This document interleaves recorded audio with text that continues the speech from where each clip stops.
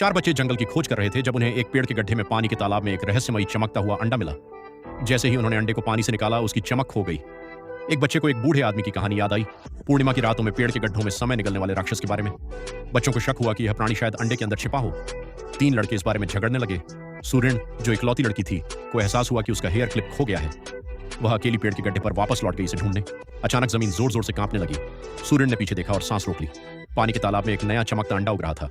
गुफा और तेजी से हिलने लगी। सूर्यन ने किसी तरह पूरी चीज ढाने से पहले बाहर रेंग कर निकल लिया। बाहर पहुंचने पर उसके तीनों दोस्त गायब हो चुके थे। जमीन पर केवल टूटे हुए अंडों के छिलके बिखरे पड़े थे। सूर्यन को बाहर क्या हुआ, इसका कोई अंदाजा नहीं था। वह अकेली जंगल में रात गहराने तक भटकती रही। इस बीच चार लापता बच्चों की खबर फैल गई। माता पिता और पुलिस ने खोजी टीमें बनाई और जंगल की तलाशी ली। जल्द ही उन्हें सूर्यन बेहोश मिल गई। सूर्यन के होश आने पर उसने पुलिस को पूरी घटना बता दी। चमकते अंडे निकालने की कहानी बच्चों की कल्पना जैसी लग रही थी। सच साबित करने के लिए सूर्यन सबको पेड़ के गड्ढे वाले इलाके पर ले गई। एक रात बाद पूरा स्थान पूरी तरह बदल चुका था। इस स्थिति से लापता लड़कों के माता पिता सूर्यन को दोष देने लगे। सभी बहस कर रहे थे, तभी एक अधिकारी को इमरजेंसी कॉल आया। उन्हें लिटिल फैटी का शव 20 मील दूर समुद्र तट पर मिला था। वह रेत में दबा हुआ था। असली मौत का कारण अस्थमा का दौरा था। यह खबर तीन बच्चों के माता पिताओं को तोड़कर रख गई।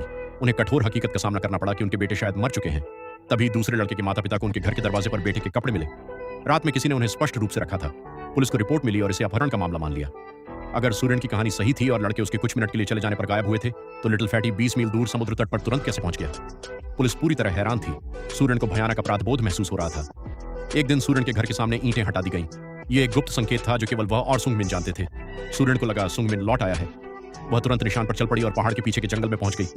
अचानक एक लगभग 30 साल का आदमी प्रकट हुआ। वह धीरे धीरे उसके पास आया, टोपी उतारी और बोला कि वह सुंगमिन है। सूर्यन चीखी और पहाड़ से नीचे भागी। सौभाग्य से उसे अपना सौतेला पिता मिल गया, जिसने तुरंत पुलिस को फोन किया। गहन तलाशी के बाद पुलिस को सूर्यन द्वारा बताए गए उस आदमी का पता नहीं चला। उसके अस्थायी आश्रय में एक मोटी डायरी मिली जिसमें अजीब प्रतीक भरे थे। पुलिस ने इसे बकवास समझा। सूर्यन ने तुरंत पहचान लिया, यह वही गुप्त कोड था जो वह और सुंगमिन इस्तेमाल करते थे। डायरी पढ़ने के बाद सूर्यन को आखिरकार समझ आ गया कि वास्तव में क्या हुआ था।